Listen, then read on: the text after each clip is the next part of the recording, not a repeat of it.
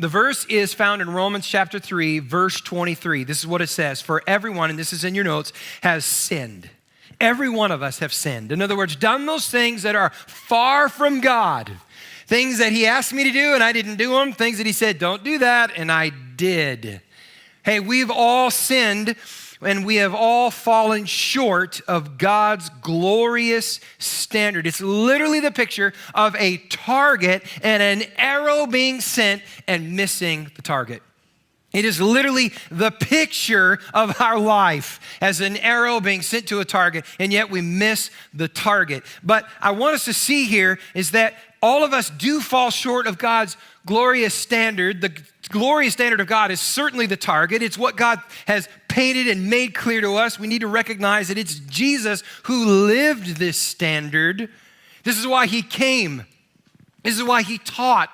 And this is why he said, I want you to understand God's heart for this and understand God's heart for this. It's not that. You thought it was this, but it's not. It's this. And he taught these things. Then he lived it. And then what did he say to us? He said, follow me. Oh, we want to make this so complicated. This is not complicated. This is so simple. Follow me. Just do what I do. Live as I live. Think, live, breathe, eat, drink like I do those things. Just follow me in the life that I'm living, and I'm going to give you the grace in order to live that.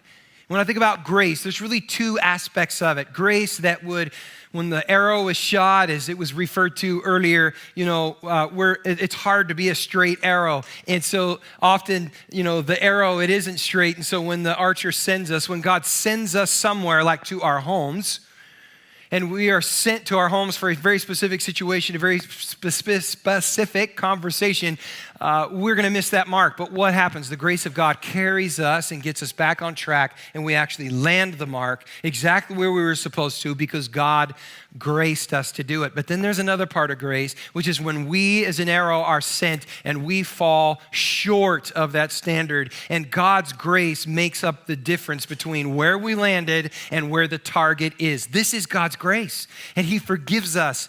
He makes a way for us to do this. There's another word in Scripture that speaks to this. It's one word. It's an amazing picture, and it's called holiness. It's called holiness. Now, holiness has been one of those, Christian curse words for years because people hear this word and they think, oh man, that's just so, God beating me over the head with a hammer. We need to understand what is true holiness? The picture of holiness means to be set apart. It's in your notes, set apart. Meaning that there's all this, and God says, all right, I'm going to take this, I'm going to set it apart, and this is mine. This is for me. This is going to be different. This is set apart. It's not for this. This is just doing what it wants. But I'm going to set this apart, and this is for me. It's for my purposes. It's so that it can be with me, and I will be with this. This is you and I. This is God setting us apart, and you and I take. We walk into this truth as we accept Christ into our own hearts, as we acknowledge that Jesus is the way, the truth, and the life. And we follow him. He says, I want you to follow me. And we say, yes, I'm in. I'm in. Sign me up.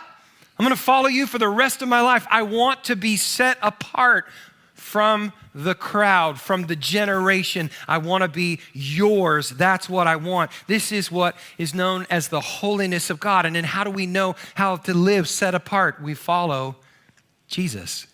That's why he taught. That's why he lived. That's why he challenged us. And that's why he graces us, because we can't live as he lived, which was perfect.